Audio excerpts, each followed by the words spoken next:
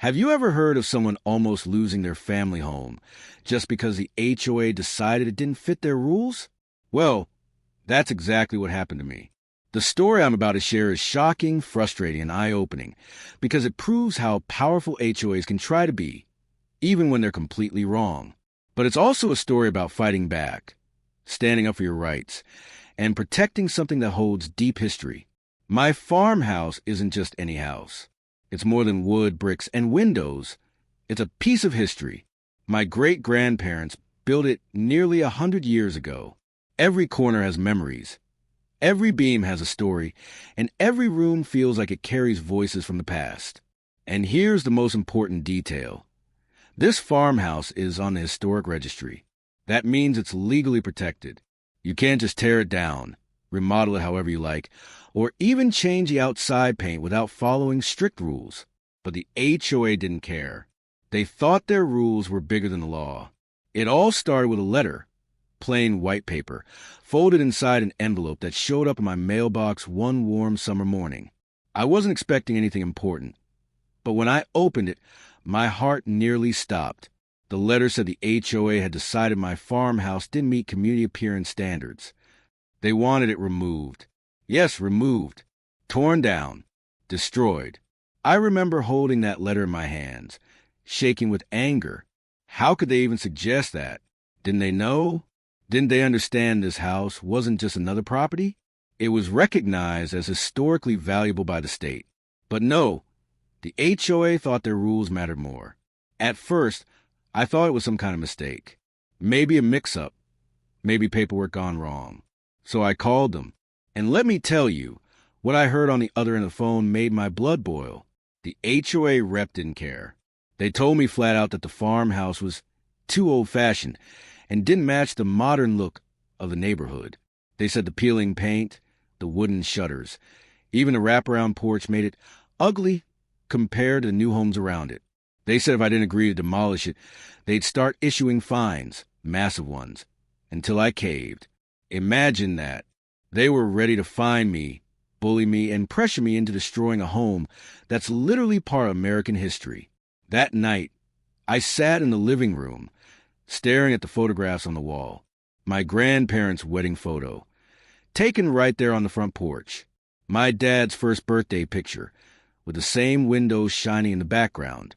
Generations of family moments had happened in this farmhouse. Losing it would mean erasing all of that. And worse, it would mean letting the HOA think they could bully anyone, even when the law was clear. That's when I knew I wasn't backing down. But here's the thing. Standing up to an HOA isn't easy. They have lawyers. They have money. They have influence. Most people give in because fighting back feels overwhelming. And honestly, that's what they count on. So I decided to fight smart. The first thing I did was dig into the Historic Registry paperwork. I wanted to make sure my house was still fully listed, protected, and recognized. And yes, not only was it protected, but the state's Historic Preservation Office had detailed records proving its significance. That meant, legally, no one could just bulldoze it. The next step was contacting them. I reached out to the Preservation Office and explained the situation.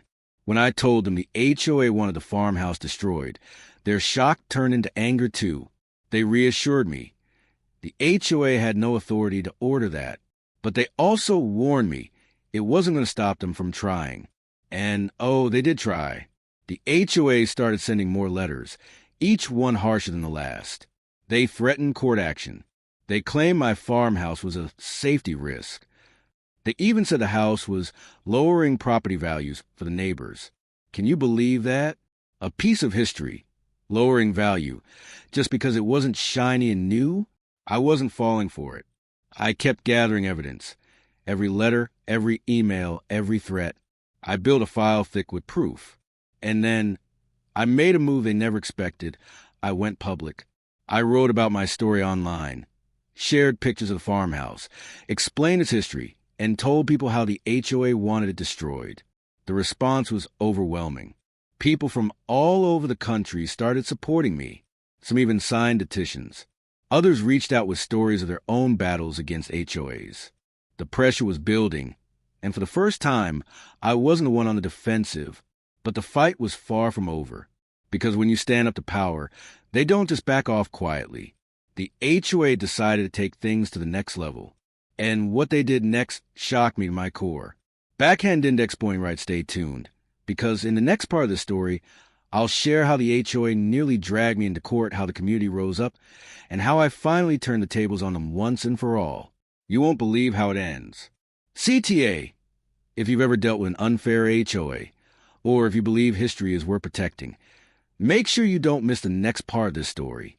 Subscribe, follow, and share this, because people need to know HOAs are not above the law. Have you ever felt like you were up against a giant? So powerful, so controlling, that it seemed impossible to win? That's exactly how I felt when the HOA tried to take me to court over my historic farmhouse. But what happened next is proof that sometimes the truth really can defeat even the biggest bullies. Remember, the HOA wanted my farmhouse gone. They claimed it didn't match the modern look of the neighborhood. They said it was lowering property values. They even accused me of neglecting it, even though I worked tirelessly to maintain it. And when I refused to bow down, they escalated. One morning, I opened my mailbox to find a thick envelope. This time, it wasn't just a letter. It was a notice of legal action. The HOA was officially suing me. They wanted a judge to order me to tear down the farmhouse. My stomach sank. Court? Really?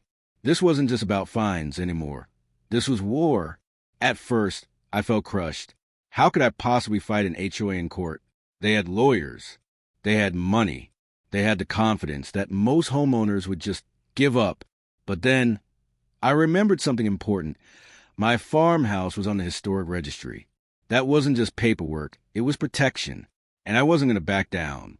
So I hired a lawyer. Not just any lawyer. I found one who specialized in property law and historic preservation. When I showed him the file I had put together, all the letters, emails, threats, and registry documents, his eyes lit up. He told me something I'll never forget. They've picked the wrong fight. The court date was set. I can still remember walking into that courtroom, my hands sweaty, my heart racing. The HOA lawyer sat across from me, sharp suits, confident smirks, ready to crush me. They spoke first, painting the farmhouse as dangerous, ugly, and a burden on the community. They even claimed it had no real historical value. But then my lawyer stood up. Piece by piece, he tore their arguments apart. He showed the official Historic Registry listing. He brought in documents from the Preservation Office. He pointed out that the HOA's threats weren't just unfair, they were illegal. And the best part? He reminded the judge that no private association has the power to override state law. When it was over, the judge leaned back, looked at the HOA's lawyers, and said something that made me want to cheer out loud. This farmhouse is legally protected. This court will not allow it to be destroyed. I won, but the story doesn't end there. Because what happened after the ruling changed everything. The local news picked it up. Suddenly, my farmhouse wasn't just my fight. It became a symbol. Reporters came out, took pictures, interviewed me about the battle, and shared the story with thousands of people. Overnight, the farmhouse went from being out of place to being celebrated as part of the community's history. And the HOA?